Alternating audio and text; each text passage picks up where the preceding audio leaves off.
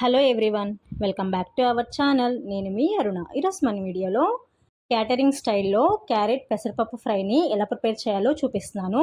మనం రెగ్యులర్గా ప్రిపేర్ చేసే క్యారెట్ ఫ్రై కాకుండా ఒక్కసారి ఇలా ఈ రెండింటిని మిక్స్ చేసి ఇలా ఫ్రై లాగా ప్రిపేర్ చేయండి. చాలా టేస్టీగా ఉంటుంది. ఈ ఫ్రైని ప్రిపేర్ చేయడానికి ఎక్కువ టైం కూడా పట్టదు, సింపుల్గా ప్రిపేర్ చేసుకోవచ్చు. మరి ఈ సింపుల్ అండ్ టేస్టీ ఫ్రైని ఎలా ప్రిపేర్ చేయాలో చూపిస్తాను. ముందుగా ఒక మీడియం సైజ్ బౌల్ని తీసుకొని ఆ బౌల్ నిండుగా పెసరపప్పుని తీసుకోండి.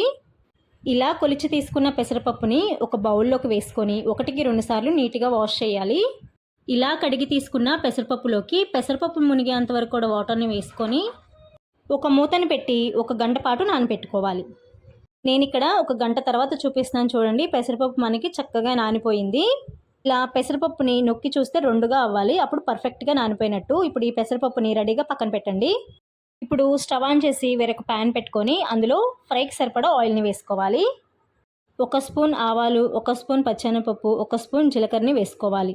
4 ఎండుమిరపకాయలను తీసుకొని ఇలా చీలికలుగా కట్ చేసుకొని వేసుకోవాలి.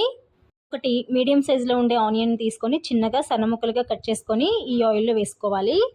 2 రెమ్మల కరివేపాకుని నీట్గా వాష్ చేసి ఈ పోపులో వేసుకోవాలి. ఫ్లేమ్ని లో ఫ్లేమ్లో పెట్టుకొని ఉల్లిపాయ ముక్కలు గోల్డెన్ బ్రౌన్ కలర్ వచ్చేంత వరకు కూడా వేయించుకోవాలి. ఉల్లిపాయ ముక్కలు ఫ్రై అయ్యేలోపు నేను నెక్స్ట్ ప్రాసెస్ని చూపిస్తాను. ఒక మిక్సీ జార్ని తీసుకొని 4-5 పచ్చిమిర్చిని తీసుకొని ఇలా చీలికలుగా కట్ చేసుకొని మిక్సీ జార్లో వేసుకోవాలి. చిన్న అల్లం ముక్క, 4-5 వెల్లుల్లి రేకలను కూడా వేసి కోర్సుగా బ్లెండ్ చేసుకోవాలి. ఈ ఫ్రైలో మనము సపరేట్గా కారం ఏమి వేయమండి. మీరు తినే కారాన్ని బట్టి పచ్చిమిర్చిని అడ్జస్ట్ చేసుకోండి. వీడియోలో చూపిస్తున్నట్లుగా ఇలా కొంచెం పలుకు ఉండేలాగా మిక్సీ వేసుకుంటే సరిపోతుంది. ఆనియన్స్ కూడా చూడండి చక్కగా ఫ్రై అయిపోయాయి.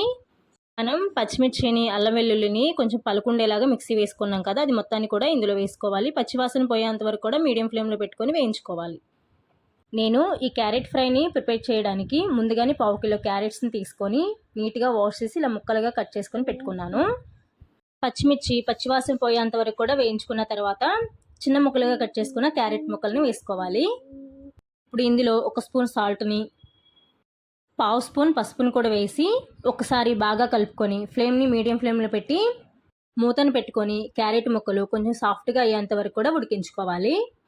ఈ క్యారెట్ ముక్కలు కొంచెం సాఫ్ట్గా అవ్వడానికి నాకు ఒక 10 నిమిషాల టైం అయితే పట్టింది. 10 నిమిషాల తర్వాత మూత తీసి మనం ముందుగా నానబెట్టుకున్న పెసరపప్పుని వాటర్తో సహా ఇందులో వేసుకోండి. వాటర్ని వంపేయొద్దు.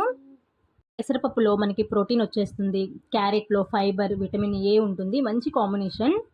పెసరపప్పు వేసుకున్నాక అంతా కలిసేలా ఒకసారి బాగా కలుపుకొని మూతను పెట్టి ఒక 5 నిమిషాలు బాగా ఉడికించుకోవాలి.